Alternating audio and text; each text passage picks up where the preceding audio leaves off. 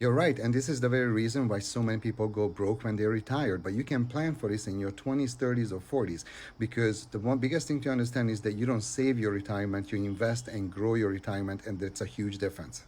So when you save money, the only money you have is the dollars that you save. But when you grow your money, you can get 7% return on a stock market very easily just with index funds. So when you have a 7% return, you double your money every 10 years. So if you save $10,000 and you invest it every single month in a stock market, in 10 years you're going to have $20,000 and you only put 10,000 to the side. That's the power of compounding interest.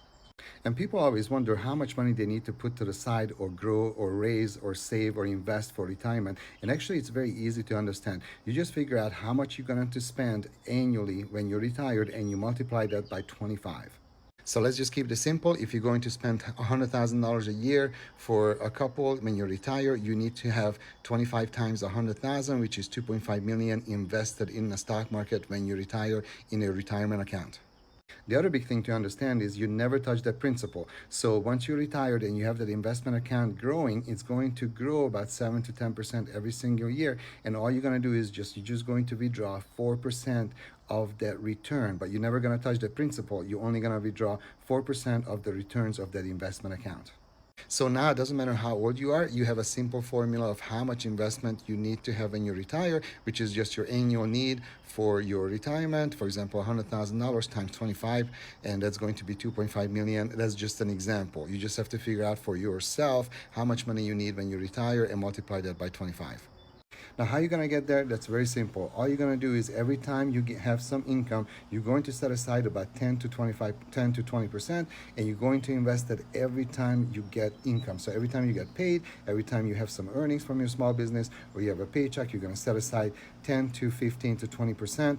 And then you're going to invest it. So all I recommend that you open a brokerage account, or you can also open an account with Acorns. That's a great service, and you can invest as low as $25, $50, $100. Doesn't matter. Even when I was a college student, I used to invest about 25 to $50 every single month. Not much. You get a little money. Maybe I helped mow the lawn or get some kind of a side job. I get paid and I invested 20% of that, and that's how you grow an investment. And again, the best thing I can tell you is you don't save retirement. You grow your retirement. Just like I said, by investing every single time you get paid, and you're going to shoot for somewhere between 10 to 20% of investment, and that's going to compound and grow for you. And you're going to double your money approximately every 10 years. So if you have 30 years of employment left, you're going to double your money 3 times. That's huge. That's huge. That's very different from saving money, because if you save $1 million, the only money you have is just $1 million. But if you have compounding interest, you can have much more than $1 million. So hopefully this helps. Let me know in the comments if you started this process already, and don't wait, start today.